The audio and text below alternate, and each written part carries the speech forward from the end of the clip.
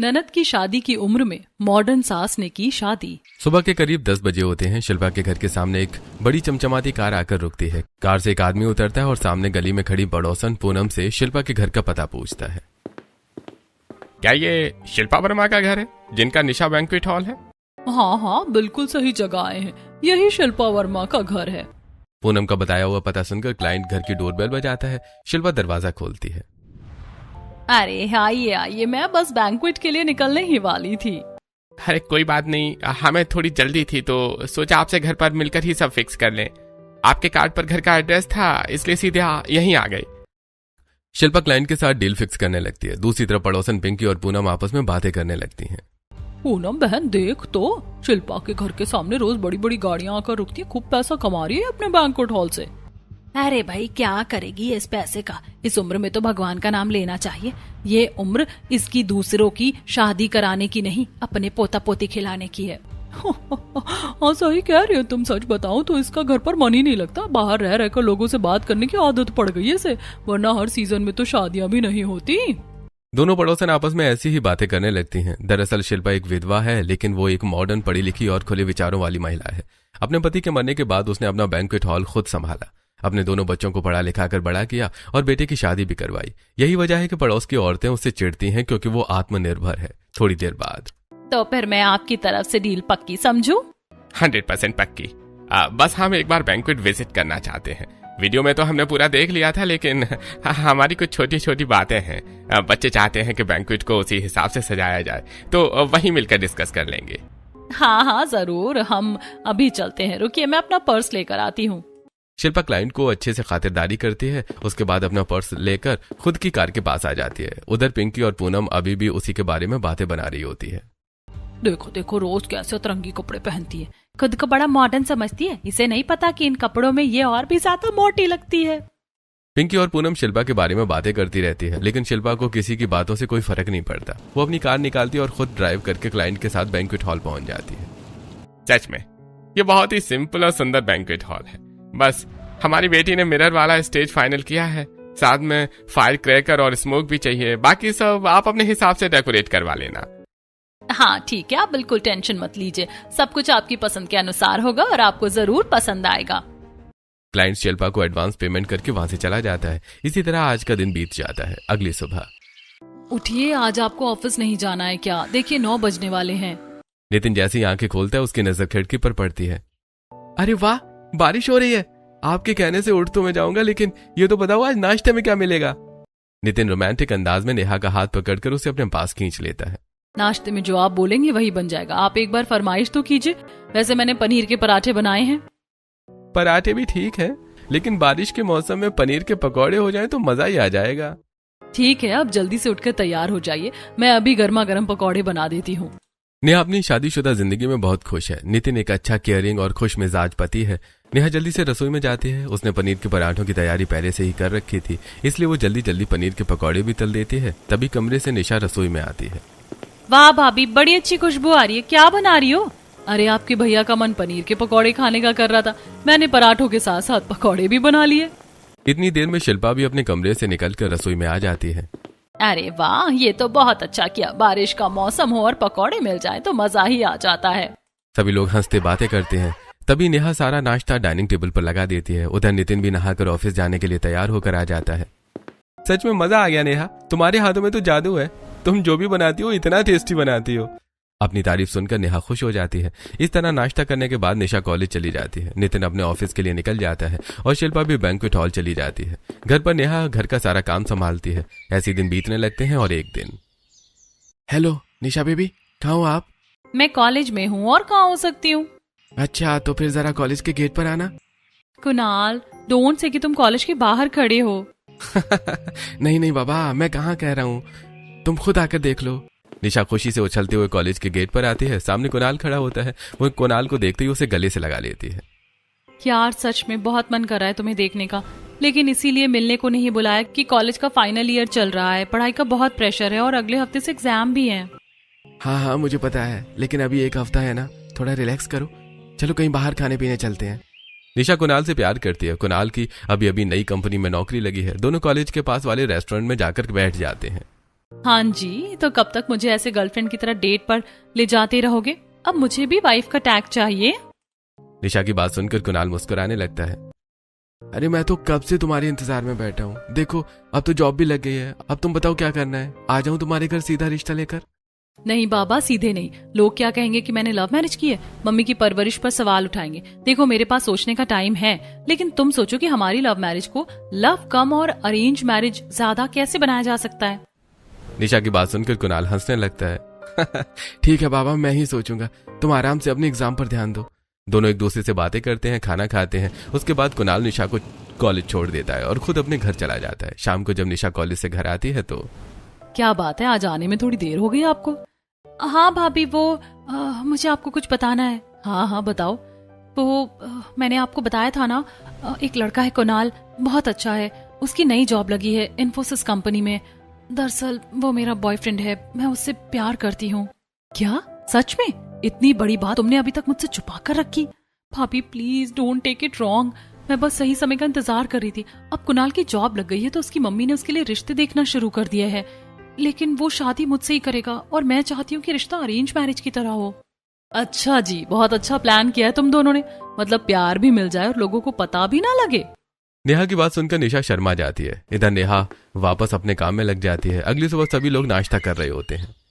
निशा बेटा, मैं कब तक अपने बैंक्वेट हॉल में दूसरों की शादियां कराती रहूंगी? अब तुम्हारी भी शादी की उम्र हो गई है, तुम कहो तो तुम्हारे लिए रिश्ता देख लूं।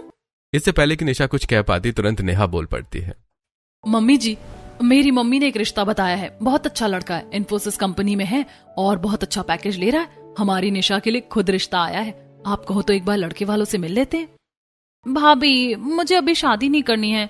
हाँ रिश्ता कर सकते हो, लेकिन मुझे अभी पढ़ना है। डोंट वरी, उन्हें कोई प्रॉब्लम नहीं है। आप जितना चाहो पढ़ सकती हो, समय भी ले सकती हो। ये सुनकर पूरा परिवार खुश हो जाता है। अरे भाई ऐसा रिश्ता कहाँ मिलेगा? मम्मी मैं तो कहता हूँ आप हाँ कर दो और कल ही लड़के वालों को बुला लो। नितिन की बात सुनकर निशा मन ही मन बहुत खुश हो जाती है। इधर शिल्पा भी रिश्ता देखने के लिए हाँ कर देती है। नेहा लड़के वालों से बात करवा देती है। इस तरह अगले दिन लड़के वाले आने वाले होते हैं। नेहा बेटा, सब कुछ अच्छा होना चाहिए। साफ सफाई और बाहर का जो भी सामान चाहिए मुझे लिखकर दे दो, मैं बाजार से ले आऊंगी। मम्मी जी वैसे तो सब चीजें हैं, लेकिन मैं सोच रही थी कि कुछ डेकोरेटिव आइटम भी ले आते हैं, अच्छा लगेगा।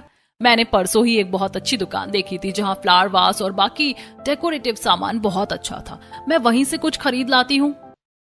शिल्पा बाजार जाकर घर के लिए नए कारपेट, पर्दे, कुछ डेकोरेटिव पीस और थोड़ा सा क्रॉकरी का सामान खरीद लाती है। अगली सुबह लड़के वाले घर आ जाते हैं। निशा कुणाल को देखकर मुस्कुरा देती है। दोनों आमने सामने बैठे होते हैं। शिल्पा जी, हमें तो आपकी बेटी बहुत ज्यादा पसंद आई। अब आप बताइए हम इसे अपने घर की बहू कब बनाएं? देखिए वैसे तो निशा का फाइनल ईयर है, इसकी शादी का फैसला मैंने इसी पर छोड़ रखा है। निशा बेटा तुम बताओ क्या चाहती हो? वैसे तो मम्मी जो आपको ठीक लगे वही कर लीजिए, लेकिन मैं थोड़ा और पढ़ना चाहती हूँ, इसीलिए मुझे शादी के लिए थोड़ा समय चाहिए। कोई बात नहीं, हम अभी बात पक्की कर लेते हैं। शादी जब निशा बोलेगी तभी करेंगे। लो जी, जब लड़के और लड़की की इतनी अच्छी अंडरस्टैंडिंग बन गई है तो हम बीच में बोलने वाले कौन होते हैं? धर्मपाल की बात सुनकर सभी लोग हंसने लगते हैं। लो फिर आप सब लोग मुंह मीठा करो, आज से हम रिश्तेदार हुए। नेहा सभी का मुंह मीठा कराती है। इस तरह लड़के वाले रिश्ता पक्का करके वहां से चले जाते हैं। ऐसे दिन बीतने लगते हैं और एक दिन विनोद यार, मैं वापस इंडिया आ गया हूँ। तुझे पता है पंकज का रिश्ता तय हो गया है और अब मैं उसकी शादी करना चाहता हूँ। तेरी नजर में अगर कोई अच्छा सा बैंक्वेट हॉल हो तो मुझे जरूर बताना। अरे हाँ हाँ भाई जरूर, वहीं मिलते हैं फिर आज अपने पुराने वाले ठिकाने पर। मैं तो बड़े दिनों से तेरा इंतजार कर रहा था, वहीं बैठकर सारी बातें कर लेंगे। विनोद की बातें सुनकर अमित मुस्कुरा देता है। दोनों फोन रख देते हैं। दरअसल अमित के 2 बच्चे हैं। बेटी की शादी वो पहले ही करा चुका है और वो विदेश में ही सेटल्ड है। अब बेटे पंकज की शादी के लिए वो वापस इंडिया आया है। उसकी पत्नी का कुछ साल पहले निधन हो चुका है। थोड़ी देर बाद दोनों दोस्त अपनी पुरानी चाय की टपरी पर मिलते हैं। यार ऐसा लग रहा है जैसे कुछ भी नहीं बदला, वही पुरानी यादें ताजा हो गई। अरे भाई सब कुछ बदल गया है। पहले यहाँ बैठकर हम अपनी शादी की बातें करते थे और आज अपने बच्चों की शादी की सोच रहे हैं। अमित की बात सुनकर विनोद मुस्कुरा देता है। फिर वो उसे शहर के 4-5 अच्छे बैंक्वेट हॉल के बारे में बताता है। अरे भाई आज तो समय नहीं है, कल एक एक करके देखूंगा, उसके बाद बच्चों को जो भी पसंद आएगा वही फाइनल कर दूंगा। हाँ हाँ ये सभी बहुत अच्छे हैं, शहर के जाने माने बैंक्वेट हॉल हैं, जरूर पसंद आएंगे। विनोद और अमित कुछ देर बातें करते हैं। उसके बाद दोनों अपने अपने घर चले जाते हैं। घर पहुंचने के बाद पंकज देखो, यहाँ के कुछ फेमस बैंक्वेट हॉल विनोद ने बताए हैं, कल इनमें से कोई एक फाइनल कर लेंगे। पापा, मैं तो कल अनाया के साथ शॉपिंग पर जा रहा हूँ। आप अपनी पसंद का ही कोई बैंक्वेट हॉल बुक कर लेना या फिर हमें वीडियो कॉल पर दिखा देना। हाँ चलो ठीक है बेटा, जैसा तुम्हें ठीक लगे। दोनों बाप बेटा कुछ देर बैठकर बातें करते हैं। ऐसे ही रात हो जाती है और सभी सो जाते हैं। अगली सुबह अमित तैयार होकर बैंक्वेट हॉल देखने निकलता है। 3-4 बैंक्वेट हॉल देखने के बाद वो विनोद को फोन करता है। अरे यार, इनमें से कुछ भी मुझे अच्छा नहीं लगा। अच्छा रुको मैं तुम्हें एक और बैंक्वेट हॉल बताता हूँ। मैं दावे के साथ कह सकता हूँ कि वो तुम्हें जरूर पसंद आएगा। विनोद अमित को शिल्पा के बैंक्वेट हॉल की लोकेशन भेज देता है। अमित अपनी गाड़ी में लोकेशन डालता है और सीधे वहीं पहुंच जाता है। अंदर जाते ही उसकी मुलाकात शिल्पा से होती है। मुझे इस बैंक्वेट हॉल के ओनर से मिलना है, क्या आप बता सकते हैं कहाँ मिलेंगे? जी हाँ बताइए, मैं ही इस बैंक्वेट की ओनर हूँ। कौन से फंक्शन के लिए बुक करना है, एंगेजमेंट, रिसेप्शन या वेडिंग? भारत में एक अकेली महिला को बैंक्वेट हॉल चलाते हुए देखकर अमित को थोड़ा आश्चर्य होता है। जी, मुझे तीनों फंक्शन के लिए ही बुक करना है। दरअसल तीनों फंक्शन बैक टू बैक रहेंगे। हाँ ठीक है, आइए मैं आपको पूरा बैंक्वेट हॉल दिखा देती हूँ। शिल्पा अमित को पूरा बैंक्वेट हॉल दिखाती है। अमित को पहली नजर में ही बैंक्वेट हॉल बहुत पसंद आ जाता है। बिल्कुल वैसा ही है जैसा मैंने सोचा था। एक बार बच्चों को वीडियो कॉल करके दिखा देता हूँ। अमित वीडियो कॉल करता है। अनाया और पंकज साथ में ही होते हैं। उन दोनों को भी ये बैंक्वेट हॉल बहुत पसंद आता है। पापा ये तो सच में बहुत अच्छा है, बिल्कुल ऐसा ही मैंने सोचा था। यहाँ खुले आसमान के नीचे ढलते सूरज के साथ हमारे फेरे होंगे, बिल्कुल ड्रीम फील आएगी। आप इसे फाइनल कर दीजिए। अनाया की बात शिल्पा भी सुन लेती है। ये सुनकर उसे भी बहुत खुशी होती है। अमित फोन रख देता है। बच्चों की बात तो आपने सुन ही लिया है, हमारी तरफ से ये डील पक्की है और ये लीजिए आपका एडवांस। अमित शिल्पा को एडवांस पेमेंट करता है। शिल्पा उसके लिए चाय नाश्ता मंगवाती है। दोनों साथ में चाय नाश्ता करते हैं। उसके बाद अमित वहां से चला जाता है। इधर शाम को शिल्पा भी घर लौट आती है। नेहा, और कितना टाइम लगाओगी? जल्दी करो, कहीं ऐसा ना हो कि हमारे पहुंचने से पहले मूवी खत्म हो जाए। नहीं बाबा, बस हो गया। तुम साड़ी पहनने को बोलते हो तो साड़ी पहनने में टाइम लगता है, फिर इतनी जल्दी मत किया करो। दोनों मूवी देखने जाने की तैयारी कर रहे होते हैं। उन्होंने अभी तक शिल्पा को उसके बारे में नहीं बताया होता। बेटा तुम दोनों कहीं जा रहे हो? हाँ मम्मी जी, मैं आपको बताने ही वाली थी। आज हमारा अचानक ही मूवी का प्लान बन गया। मैंने खाना बना दिया है, आप और निशा खा लेना। नितिन बाहर जाकर कार निकालता है और दोनों पति पत्नी मूवी देखने के लिए हॉल चले जाते हैं। शिल्पा अपने कमरे में जाकर फ्रेश होती है। उसके बाद वो निशा के कमरे में आती है। मम्मी एक इम्पोर्टेंट कॉल है असाइनमेंट के बारे में, हम फ्रेंड्स डिस्कस कर रहे हैं। आप डिनर कर लो, मुझे तो लेट हो जाएगा। दोनों बच्चे अपनी अपनी जिंदगी में व्यस्त हैं। इधर शिल्पा को चुपचाप अकेले ही खाना खाना पड़ता है। पति के न होने की वजह से वो अपनी बातें किसी से भी शेयर नहीं कर पाती। वो चुपचाप खाना खाकर सो जाती है। अगली सुबह ही अमित का फोन आता है। माफ कीजिएगा अगर आपको मैंने डिस्टर्ब किया हो। दरअसल हमारे फंक्शन की डेट फिक्स हो गई है, तो मैं आपसे मिलकर कुछ डिस्कस करना चाहता था। अरे नहीं, इसमें परेशान करने वाली क्या बात है। ये तो आपका हक है और हमारा काम। मैं 10 बजे बैंक्वेट पहुंच जाऊंगी, आप आ जाइए। ये कहकर शिल्पा फोन रख देती है और जल्दी जल्दी बैंक्वेट के लिए तैयार हो जाती है। इधर नितिन और निशा आज जल्दी ही ऑफिस और कॉलेज के लिए निकल गए थे। नेहा घर के काम में लगी हुई थी। शिल्पा भी हल्का फुल्का नाश्ता करके बैंक्वेट पहुंच जाती है, जहां अमित पहले से ही अपनी कार लेकर आ चुका होता है। मानना पड़ेगा, आप समय के बहुत पाबंद हैं। और आप बहुत मेहनती हैं। मैंने किसी को इस उम्र में इतनी मेहनत करते हुए नहीं देखा। मेहनत तो जिंदगी सिखा देती है। आज से 10 साल पहले मेरे पति का देहांत हो गया था, तब से मैं ये सब अकेले संभाल रही हूँ। ये सुनकर अमित को झटका लगता है। शिल्पा अमित को अंदर लेकर आती है। हाँ तो बताइए, आपको क्या डिस्कस करना था? दरअसल अगले हफ्ते लगातार 3 दिन हमारे फंक्शन होंगे। ये कुछ फोटोज और वीडियोस हैं। बच्चे चाहते हैं कि एंगेजमेंट के समय ये सब LED पर चले। अरे ये तो बिल्कुल नॉर्मल है, सब हो जाएगा, आप ज्यादा टेंशन मत लीजिए। दोनों बैठकर सारी बातें डिस्कस कर लेते हैं। तभी पंकज का फोन आता है। अरे पापा, कहाँ हो आप? हमारी तो सारी शॉपिंग हो गई, लेकिन आपने अभी तक कुछ भी नहीं खरीदा। शादी में पुराने कपड़े पहनने का इरादा है क्या? पंकज की बात सुनकर अमित हंसने लगता है। अरे नहीं भाई, मेरी टेंशन मत लो, अपने कपड़े मैं खुद खरीद दूंगा, तुम बस अपना देख लो, कुछ रह नहीं जाना चाहिए। पंकज से बात करके अमित फोन रख देता है। बहुत समझदार बेटा है आपका काफी ख्याल रखता है। बच्चे तो ख्याल रखते ही हैं, लेकिन जो ख्याल हम सफर रख सकता है वैसा कोई नहीं रख सकता। क्या मतलब? मैं कुछ समझी नहीं। बिल्कुल वैसे ही जैसे आपके पति नहीं है, मेरी पत्नी भी नहीं है। अमित की बात सुनकर शिल्पा कुछ पल के लिए भावुक हो जाती है। जब से वो गई है, मैं खुद के लिए कुछ करना जैसे भूल ही गया हूँ। और आपको तो पता ही है, आदमियों को शॉपिंग की कहाँ इतनी समझ होती है। जो सामने आता है वही खरीद लेता हूँ। उसकी पसंद बहुत अच्छी थी। वैसे अगर आपको मार्केट जाना है तो मुझे भी मार्केट में कुछ काम है, हम दोनों साथ में शॉपिंग चले, मैं आपकी मदद कर दूंगी, शायद आपको मेरी पसंद अच्छी लगे। अरे सच में, ये तो आपकी बहुत मेहरबानी होगी। दोनों शॉपिंग के लिए चले जाते हैं। शिल्पा अपनी पसंद से अमित को कपड़े दिलवाती है। तभी दुकान पर पड़ोसी राजेश उन्हें साथ में देख लेता है। शॉपिंग तो हो गई भाई, आपको और कुछ लेना है? नहीं, मुझे कुछ ज्यादा जरूरी नहीं था, बस सोचा आपकी भी मदद हो जाएगी। हाँ चलो, ये तो बहुत अच्छा सोचा आपने। वैसे मुझे बहुत भूख लग गई है, चलिए कुछ खाना खा लेते हैं। आपको यहाँ कोई अच्छा सा रेस्टोरेंट पता है? हाँ बिल्कुल, इतने सालों से यहाँ काम कर रही हूँ तो आसपास की सभी जगहों को अच्छे से जान गई हूँ। दोनों एक फैमिली रेस्टोरेंट में पहुंचते हैं और साथ में खाना खाते हैं। जैसे ही दोनों रेस्टोरेंट से बाहर निकलते हैं, उधर पूनम अपनी बहू निकिता के साथ बाजार में कुछ सामान खरीदने आती है। अरे निकिता देख तो, ये तो अपनी पड़ोसन शिल्पा है ना। हाँ मम्मी, शिल्पा आंटी ही है, लेकिन ये कहाँ घूम रही हैं और इनके साथ एक कौन आदमी है? अरे पता नहीं भैया, क्या चक्कर चला रही है, वैसे भी पूरा दिन घर से बाहर रहती है, किसी को क्या पता क्या कर रही है। वैसे तो शिल्पा का काम क्लाइंट के साथ डील करना है, लेकिन फिर भी पड़ोस की औरतें उसके बारे में हमेशा गलत ही सोचती हैं। इधर पूनम और निकिता अपने घर लौट आती है। शिल्पा भी बैंक्वेट से घर आ जाती है और अमित अपने घर चला जाता है। ऐसे ही दिन बीतने लगते हैं। एक दिन पड़ोसन पूनम अपनी बालकनी में बैठी होती है, तभी पड़ोसन पिंकी अपनी बालकनी में आती है। अरे पिंकी बहन, यहीं आ जा, देख कितना अच्छा मौसम हो रहा है। निकिता बेटा, पिंकी के लिए भी एक कप चाय बना लो। निकिता रसोई में जाकर चाय बनाने लगती है। पिंकी पूनम के घर आती है और दोनों पड़ोसन बालकनी में बैठकर बातें करने लगती हैं। इधर नेहा बालकनी से कपड़े उतारने आती है। पिंकी तुम्हें पता है, शिल्पा पता नहीं किस अनजान आदमी के साथ घूम रही थी। मैंने अपनी आंखों से उसे एक रेस्टोरेंट में उसके साथ खाना खाते देखा। अरे बहन, मैं अभी तुम्हें यही बताने आई थी, राजेश कह रहा था कि वो किसी अनजान आदमी के साथ शॉपिंग भी कर रही थी। हमें तो ऐसा लगता है कि बेटी की शादी की उम्र में ये अपनी ही शादी के सपने देख रही है। नेहा इन दोनों की बातें सुन लेती है। उनकी बातें सुनकर उसे बहुत गुस्सा आता है। उससे बिना बोले रहा नहीं जाता। वो बाउंड्री के पास आ जाती है। ये क्या अनाप शनाप बोल रही हैं आप मेरी सासू माँ के बारे में? और वो अनजान आदमी कोई क्लाइंट भी तो हो सकता है। क्लाइंट के साथ कोई खाना खाने या फिर शॉपिंग करने थोड़ी जाता है। जा सकता है, कहाँ लिखा है कि नहीं जा सकता है? और आप लोगों को गलत सोचने के अलावा कोई और काम नहीं है क्या? नेहा पड़ोसनों को खरी खोटी सुनाकर नीचे आ जाती है। वो गुस्से से बिल्कुल लाल हो रही होती है। तभी नितिन भी ऑफिस से घर आ जाता है।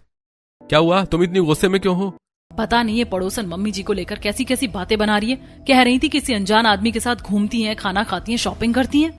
अरे छोड़ो यार, लोगों का काम ही है बातें बनाना। वैसे भी मम्मी के 1000 काम होते हैं, कोई क्लाइंट ही होगा। तभी नेहा निशा को सारी बातें बताती है। नहीं भाभी, ऐसा नहीं, हमारी मम्मी बहुत अच्छी है, आपको लोगों की बातों में आने की कोई जरूरत नहीं है। दोनों बच्चे शिल्पा पर पूरा भरोसा दिखाते हैं। ऐसे ही दिन बीतने लगते हैं। अब शिल्पा और अमित की मुलाकातें बढ़ने लगती हैं। शिल्पा से बात करके अमित भी बहुत खुश रहने लगा था। एक दिन अनाया पंकज के घर आई हुई होती है। अमित अकेले बैठा मुस्कुरा रहा होता है। तभी शिल्पा का फोन आता है। अमित फोन लेकर बाहर बात करते हुए चला जाता है। क्या बात है, आजकल तो अंकल बड़े खुश नजर आ रहे। पिछली बार मिली थी तब तो बड़े चुप चुप से रहते थे। यार मैं भी नोटिस कर रहा हूँ कि पापा खुश है। बस मैं तो यही चाहता हूँ कि मेरे पापा हमेशा ऐसे ही खुश रहें। एक तरफ पंकज अपनी पापा की खुशी को नोटिस कर लेता है, तो दूसरी तरफ पड़ोसन की बातें भी नेहा के दिमाग में घूम रही होती हैं। एक दिन शिल्पा छत पर अमित से बातें कर रही होती है। तभी नेहा को याद आता है। अरे मैं तो छत से कपड़े उतारना भूल गई, शाम हो गई, चलो फटाफट कपड़े ले आती हूँ। नेहा छत पर कपड़े लेने जाती है। वहां शिल्पा के हंसने की आवाज सुनकर वो हैरान रह जाती है। आज से पहले तो मैंने मम्मी को ऐसे हंस हंस कर बातें करते हुए नहीं देखा। आखिर मामला क्या है? कहीं जो पड़ोसन कह रही है वो सच तो नहीं?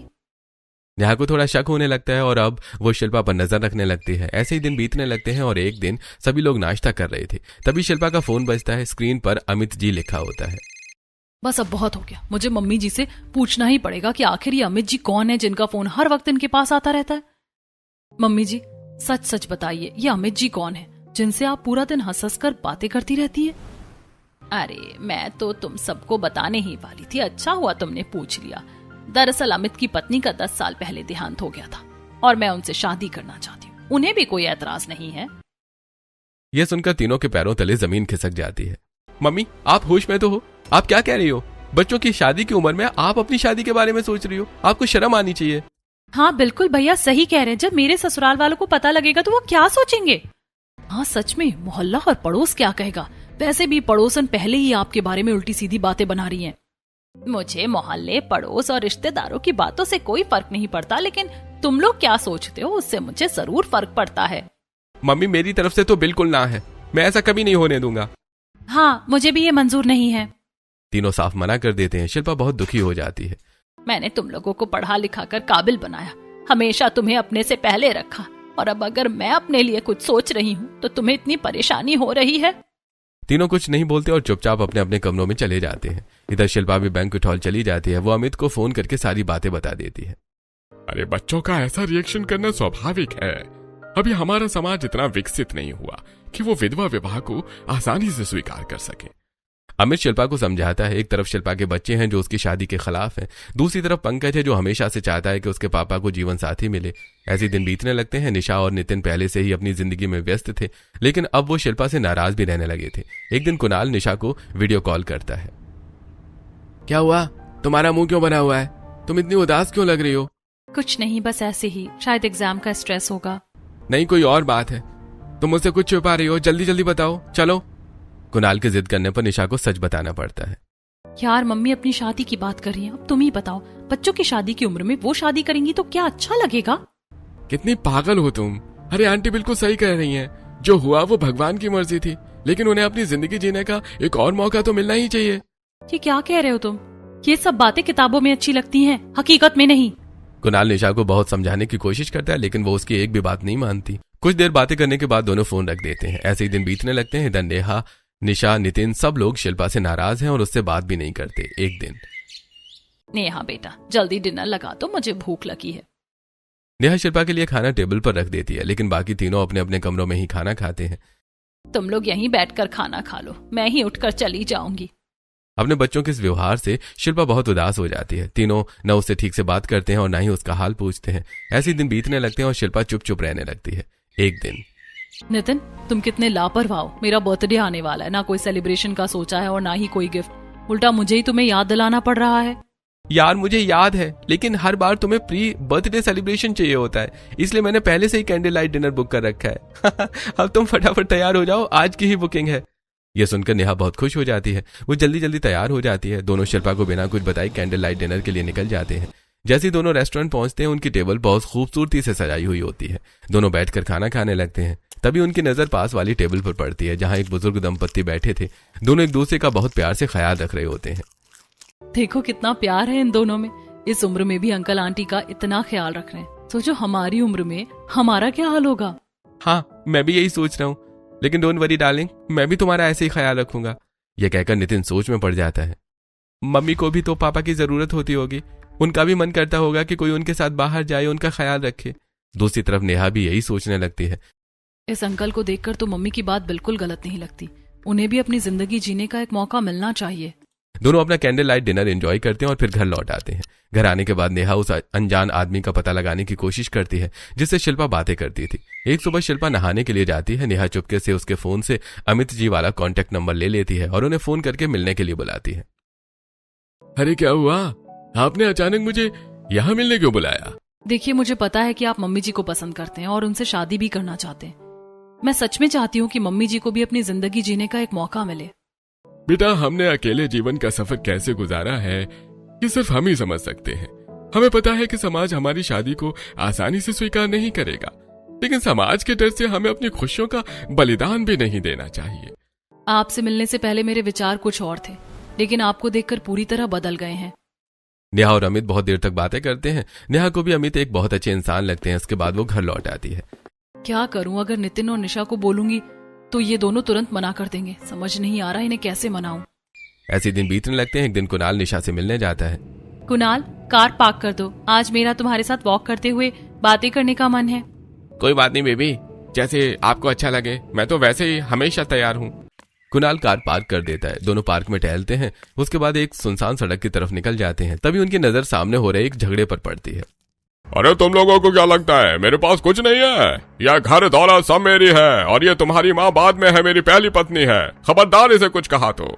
रामपाल का बेटा और बहू उसकी पत्नी कमला से बहस कर रहे होते हैं। रामपाल अपनी पत्नी के समर्थन में खड़ा हो जाता है। अभी इसका पति जिंदा है, ये मत भूलो कि तुम लोगों को मैंने ही पाल पोस कर बड़ा किया। निकल जाओ मेरे घर से, मेरी प्रॉपर्टी में तुम्हारी कोई हिस्सा नहीं है। रामपाल अपने बेटे बहू को घर से बाहर निकाल देता है। ये सब देखकर निशा बोल पड़ती है। बिल्कुल सही किया अंकल ने, ऐसा ही करना चाहिए। निशा की बात सुनकर कुणाल उसकी तरफ देखता है। अच्छा, ऐसा ही करना चाहिए। आंटी के साथ तो अंकल खड़े हैं और तुम लोग क्या कर रहे हो? तुम तो अपनी मम्मी का साथ ही नहीं दे रहे। कुणाल की बात सुनकर निशा शर्मिंदा हो जाती है। तुम सही कह रहे हो, हमें मम्मी का साथ देना चाहिए। बिल्कुल, उन्हें भी अपनी जिंदगी जीने का पूरा हक है। अब जब उन्हें यह मौका मिला है तो हम कौन होते हैं उनसे ये मौका छीनने वाले। कुणाल की बात निशा को अच्छी तरह समझ आ जाती है। इधर जब से नितिन ने कैंडल लाइट डिनर के दौरान उस बुजुर्ग दंपत्ति को देखा था, वो भी लगातार इसी बारे में सोच रहा था। उसी शाम जब सभी लोग एक साथ बैठे होते हैं, प्लीज आप दोनों गुस्सा मत करना, लेकिन मैं उन अमित जी से मिली हूँ जिनसे मम्मी जी शादी करना चाहती हैं। यकीन मानो वो बहुत अच्छे इंसान हैं, उनके साथ मम्मी जी बहुत खुश रहेंगी। नेहा की बात सुनकर दोनों भाई बहन एक दूसरे की तरफ देखने लगते हैं। तभी निशा भी कुणाल से हुई सारी बातें उन्हें बता देती है। हाँ बिल्कुल, मैंने भी सोचा कि मम्मी कितनी उदास रहती हैं। हम अपनी अपनी जिंदगी में इतने व्यस्त हो गए हैं कि हमने कभी मम्मी के बारे में सोचा ही नहीं। अब हमें उनसे ये मौका नहीं छीनना चाहिए। हाँ बिल्कुल, आप सही कह रहे हो। चलो फिर तय रहा, हम तीनों मिलकर मम्मी और अमित जी की शादी कराएंगे और ये उनके लिए एक सरप्राइज होगा। तीनों मिलकर चुपचाप शिल्पा की शादी की तैयारियां करने लगते हैं। वो बैंक्वेट हॉल में अमित और उनके परिवार को भी बुला लेते हैं। आखिरकार शादी का दिन आ जाता है। उधर पंकज और अनाया अमित की दूसरी शादी को लेकर बहुत खुश होते हैं। पंकज, मैं हमेशा से सोचती थी कि हम दोनों तो साथ में कितने खुश रहते, लेकिन अंकल कैसे अकेले रहते होंगे। सच में आज मैं तुमसे बहुत खुश हूँ क्योंकि अंकल को भी उनका जीवन साथी मिल गया है। हाँ, मैं हमेशा चाहता था कि मेरी शादी से पहले पापा को भी कोई हमसफर मिल जाए। थोड़ी देर बाद अमित छोटी सी बारात लेकर बैंक्वेट हॉल पहुंच जाते हैं। इधर नितिन, नेहा और निशा ने सभी पड़ोसियों को भी बुलाया होता है। सभी लोग बैंक्वेट हॉल पहुंच जाते हैं, लेकिन शिल्पा को अभी तक कुछ भी समझ नहीं आता। कोई मुझे बताएगा कि यहाँ किसकी शादी की तैयारी हो रही है? मम्मी जी, शादी की तैयारी तो हो रही है, लेकिन किसी और की नहीं, आपकी शादी की। यह सुनकर शिल्पा की आंखें भर आती हैं। क्या सच में मेरी शादी? तुम लोग मुझसे नाराज नहीं हो? तुम्हें कोई ऐतराज नहीं है? नहीं मम्मी, बिल्कुल नहीं। हमसे बहुत बड़ी गलती हो गई थी और हमें अपनी हरकतों पर शर्मिंदगी है। अब हम अपनी गलती सुधारना चाहते हैं। हाँ मम्मी, पहले आपकी शादी होगी, उसके बाद ही मैं शादी करूंगी। अपने बच्चों की बातें सुनकर शिल्पा बहुत खुश हो जाती है। मम्मी जी जल्दी करो, आपके पास ज्यादा समय नहीं है, आपकी शादी में सिर्फ 2 घंटे बचे। आपको तैयार भी होना है, चलिए हमारे साथ, आज हम आपको रेडी करेंगे। नेहा और निशा शिल्पा को अपने साथ लेकर कमरे में चली जाती है। फिर दोनों मिलकर शिल्पा को तैयार करती हैं। तैयार होते समय अपनी बेटी और बहू का प्यार देखकर शिल्पा भावुक हो जाती है। कुछ देर बाद शिल्पा एक सुंदर लाल साड़ी में सजकर बाहर आती है। स्टेज पर जैसे ही लोग शिल्पा और अमित को साथ देखते हैं तो अरे देखो, हमारा अंदाजा बिल्कुल सही निकला। कल तक उसी आदमी के साथ घूम रही थी और आज उसी से शादी कर रही है। उनके पास ही पड़ोस की एक लड़की दिव्या खड़ी होती है। चाची, इसमें गलत क्या है? मैंने शिल्पा आंटी का संघर्ष देखा है। उन्होंने अकेले सब कुछ संभाला, अपने दोनों बच्चों को काबिल बनाया। अब जब जिंदगी उन्हें दोबारा खुश रहने का मौका दे रही है तो उन्हें अपनी जिंदगी जीने का पूरा हक है। दिव्या की बात सुनकर पड़ोसने चुप हो जाती हैं। इस तरह नेहा अपनी मॉडर्न सास शिल्पा की शादी अमित से हंसी खुशी करवा देती है। पूरा परिवार बहुत खुश होता है। शिल्पा भी अपनी नई शादीशुदा जिंदगी में खुशी खुशी रहने लगती है।